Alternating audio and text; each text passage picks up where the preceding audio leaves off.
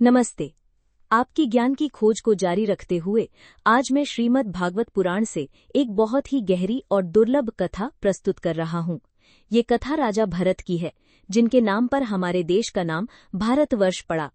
ये कहानी हमें सिखाती है कि संसार का छोटा सा मोह भी मुक्ति के मार्ग में कितनी बड़ी बाधा बन सकता है और सच्चा ज्ञान क्या है।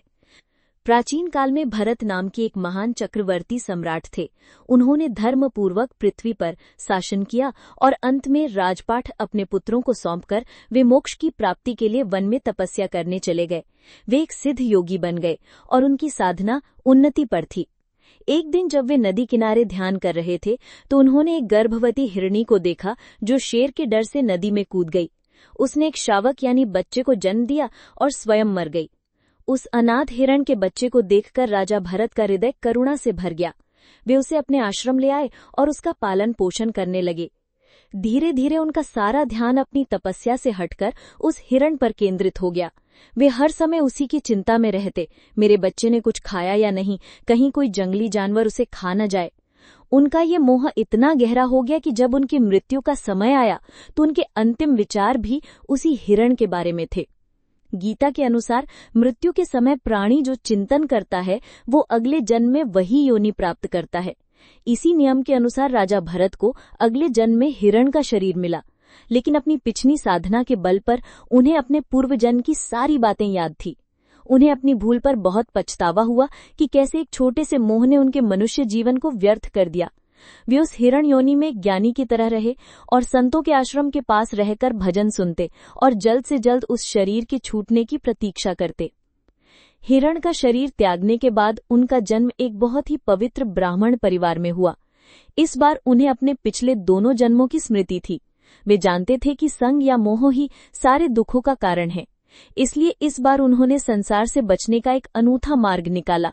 उन्होंने गूंगे, बहरे और जड़ बुद्धि यानी मूर्ख होने का नाटक करना शुरू कर दिया ताकि कोई उनसे बात न करे और वे बिना किसी रुकावट के अपने आत्मचिंतन में डूबे रहें। लोग उन्हें जड़ भरत कहकर बुलाते थे। एक दिन उस राज्य का राजा रहुगण एक पालकी में बैठकर कहीं जा रहा था। उसका एक कहार यानी पालकी उठाने वाला बीमार पड़ गया।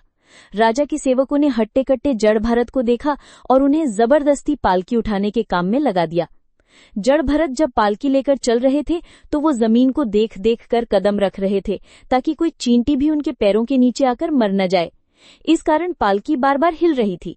राजा रहुगण को कष्ट हुआ और उसने क्रोध में जड़ भरत को डांटते हुए कहा, अरे मूर्ख, ठीक से नहीं चल सकता? तू बहुत थक गया लगता है, अभी मैं तेरा इलाज करता हूँ। राजा के कठोर वचन सुनकर जड़ भरत ने पहली बार अपना मौन तोड़ा और शांत भाव से जो उत्तर दिया वो वेदांत का सार है। उन्होंने कहा, हे राजन, तुम किसे डांट रहे हो? मैं थक गया हूँ, मैं मोटा हूँ। ये मैं कौन है? ये शरीर तो पंच तत्वों से बना है। ये थकता है, मोटा पतला होता है, लेकिन मैं तो आत्मा हूँ। आत्मा न तो थकती है, न चलती है, न ही उसे कोई कष्ट होता है। वो तो केवल साक्षी है। जिस तरह तुम पालकी में बैठे हो और ये कहार पालकी को उठाए हैं, उसी तरह मैं आत्मा इस शरीर रूपी पालकी में बैठा हूँ। तुम किसे दंड दोगे, इस शरीर को या मुझे आत्मा को? एक मूर्ख समझे जाने वाले व्यक्ति के मुख से ऐसा गहरा ज्ञान सुनकर राजा रहुगण चौंक गया। वो तुरंत पालकी से उतरकर जड़ भरत के चरणों में गिर गया और क्षमा मांगते हुए बोला, आप कोई साधारण मनुष्य नहीं बल्कि एक महान अवधूत ज्ञानी है। कृपा करके मुझे भी आत्मज्ञान का उपदेश दीजिए।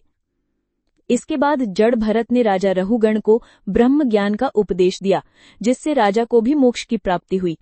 कथा का सार, ये कथा सिखाती है कि संसार का मोह भी आध्यात्मिक मार्ग से भटका सकता है। इसीलिए साधक को बहुत सावधान रहना चाहिए। हमें किसी को भी उसके बाहरी रूप, रंग या व्यवहार से नहीं आंकना चाहिए। हो सकता है कि जो व्यक्ति हमें मूर्ख या पागल लगे वो भीतर से एक महान ज्ञानी हो।